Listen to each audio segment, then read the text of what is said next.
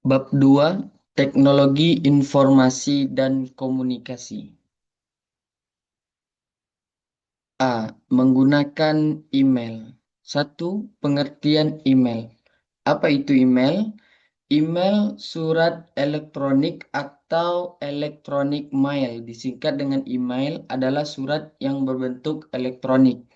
Kelebihan dari email ini adalah pengiriman pesan secara gratis. Hanya perlu terkoneksi dengan internet, waktu pengirimannya sangat cepat, serta dapat dikirimkan ke banyak penerima secara bersamaan. Tidak ada kendala jarak antara pengirim dan penerima dalam pengiriman, serta dapat melampirkan file dokumen. Email memiliki banyak kelebihan dibandingkan pengiriman surat secara manual atau konvensional. 2. Membuat akun Google. Mengapa kita harus memiliki akun Google? 1. Layanan yang diberikan akun Google itu banyak, contohnya YouTube, Google Drive, Google Meet, Google Classroom, Google Dokumen, dan lain-lain. Beberapa layanan tersebut saling terintegrasi atau berhubungan. Untuk dapat menikmati layanan, pengguna harus memiliki akun Google terlebih dahulu. Kedua, jika memiliki perangkat Android, pengguna wajib memiliki akun Google untuk mengoperasikannya. Ketiga, sebagai persyaratan untuk sebagian besar aplikasi. Cara membuat akun Google. Yang pertama, jalankan browser. Berikutnya akan muncul tampilan halaman login. Jika tidak dapat menampilkan halaman tersebut, ketik di pencarian login Google. Di halaman pencarian Google untuk munculkan halaman login. Ketiga, klik link teks buat akun. Halaman untuk mendaftarkan akun baru akan ditampilkan. Keempat, kita isi biodata. 5, kita masukkan sandi. Yang keenam, isi data nomor telepon atau tanggal lahir yang diminta. 7, kita klik tombol kirim. 8, verifikasi. Yang kesembilan, kita akan menggunakan nomor handphone untuk proses berikutnya. 10, kita klik setuju. Dan terakhir, akun Google siap untuk digunakan. Ketiga, menggunakan layanan email. 1. Pastikan telah login terlebih dahulu ke akun Google. Kedua, pilih layanan Gmail untuk menampilkan halaman layanan Google Mail. Layanan Google Mail akan ditampilkan. Yang ketiga, di halaman Google Mail, klik tombol tulis untuk menulis dan mengirimkan email baru. Ketika mengirimkan email, pastikan sudah menggunakan alamat email tujuan yang benar. Keempat, sebaiknya jika ingin memeriksa email yang masuk, kita klik tombol kotak masuk. Nah, ini beberapa bagian dalam Gmail. 1. Berbintang, email yang difavoritkan. 2. Ditunda email yang dijadwalkan pengirimannya. Ketiga, terkirim, email yang telah terkirim. 4. Draft, email yang tersimpan. Sedangkan yang kelima, spam, itu email yang diduga mengandung bahaya bagi sistem atau dari sumber yang tidak jelas. Keempat, mengirim file melalui email. File yang dikirim dapat berupa file dengan tipe data apa saja, asalkan bukan virus.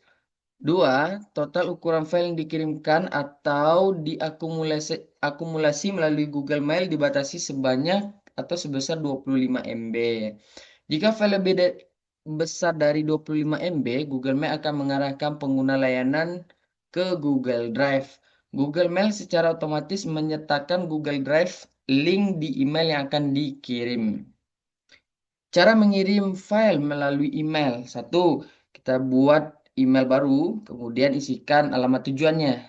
Kedua, tuliskan isi email. Ketiga, di tombol bagian bawah halaman, klik tombol lampirkan file. Kotak dialog open akan ditampilkan. Keempat, buka folder di mana file yang ingin disertakan disimpan. 5. Pilih file tersebut dan klik tombol open. Keenam, klik tombol kirim untuk mengirimkan email tersebut. 6. Etika mengirimkan email. Nah, ini perlu diperhatikan. 1. harus ada salam pembuka. Nah, ini dapat ditulis dengan formal atau tidak formal sesuai dengan tujuan email dibuat dan penerima email tersebut. Kedua, kita perkenalkan diri kita. Identitas dari pengirim harus jelas, terutama jika email bersifat formal. Ketiga, langsung ke pokok permasalahannya saja.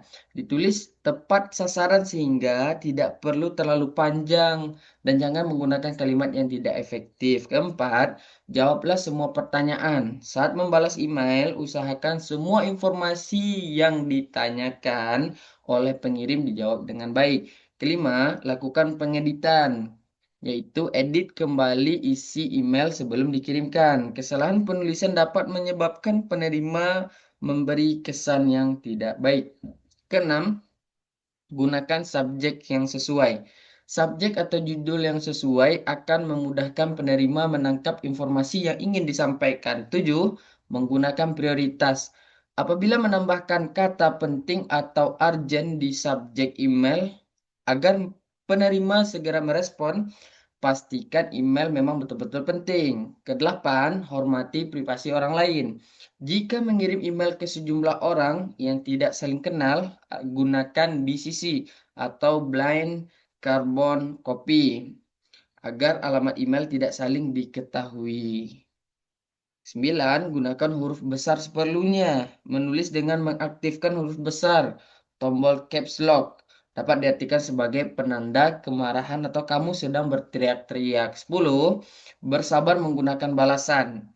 Nah, orang lain mempunyai kesibukan tersendiri nih. Sebagian orang hanya mengecek emailnya sekali seminggu, bahkan lebih lama lagi. 6. Menggunakan Google Drive. Nah, Google Drive adalah layanan penyimpanan file secara online nih atau cloud storage untuk user. Kelebihannya adalah satu, file dapat diakses dari mana saja sehingga mempermudahkan bekerja secara mobile. Kedua, memberikan kemudahan bagi penggunanya untuk berbagi file. Ketiga, batasan ukuran file yang diberikan sangat besar yaitu mencapai 750 GB dalam satu hari. Ukuran file tersebut dapat berupa total dari sekumpulan file atau file tunggal. Nah, cara mengakses Google Drive ini, pertama kita login. Lalu di bagian kanan ada tombol Google Apps, lalu klik Drive, lalu upload file atau folder, lalu pilih Open, lalu kita tambahkan atau bagikan, lalu seterusnya. Nah, yang B, mencari informasi di internet. Tentu kita semuanya sudah pernah ya melakukan pencarian di internet atau searching yang namanya ya. Satu, mengenal mesin pencari Google. Google merupakan mesin pencari yang mempunyai kemampuan untuk melakukan pencarian dengan super cepat atau sangat cepat nih. Nah, beberapa faktor kunci yang membantu hasil pencarian Google paling optimal yaitu satu, pengertian atau penggunaan dari query pencarian kita. Yang kedua, kesesuaian halaman web. Tiga, kualitas kontennya. Empat, kegunaan halaman web. Kelima, konten atau konteks dan pengaturan pencarian. Nah, cara search engine mengorganisasi informasi. Satu, proses pengumpulan informasi dikenal dengan crawling dan dilakukan oleh perangkat lunak yang disebut web crawler. Crawler adalah perangkat lunak robot yang bekerja secara otomatis, menjelajahi situs-situs internet dan mengumpulkan informasi dari setiap halaman web yang dijelajahnya. Nah, proses crawling ini ada 5. Satu, sitemap yang disediakan pemilik website akan memberitahu crawler file yang dianggap penting di suatu situs dan memberikan informasi tentang file. Dua, crawler membuat daftar informasi yang tersimpan di dalamnya lalu mengikuti link-link yang ada di halaman tersebut.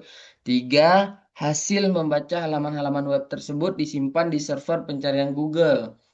Empat, di server Google dilakukan proses pengindeksan. Google akan mengatur kata-kata yang berarti, memberikan catatan dan memperbarui catatan tersebut secara berkala. Yang kelima, ketika mesin pencari Google mengindeks halaman web, Google akan menambahkan hasil indeks tersebut ke sistem pengindeksan yang sudah ada. Yang ketiga, menggunakan mesin pencari Google. Ketika melakukan pencarian menggunakan Google, digunakan kata kunci sebagai acuan. Semakin banyak kata kunci yang dimasukkan, semakin fokus dan semakin sedikit hasil pencarian, sehingga informasi yang ditampilkan lebih relevan. Beberapa aturan yang digunakan oleh Google nih. Satu, tidak membedakan huruf besar dan huruf kecil. Dua, mengabaikan kata-kata umum yang tidak memiliki arti penting seperti kata dan, yang, di, dan sebagainya. Hal tersebut berlaku juga untuk pencarian dalam bahasa Inggris nih.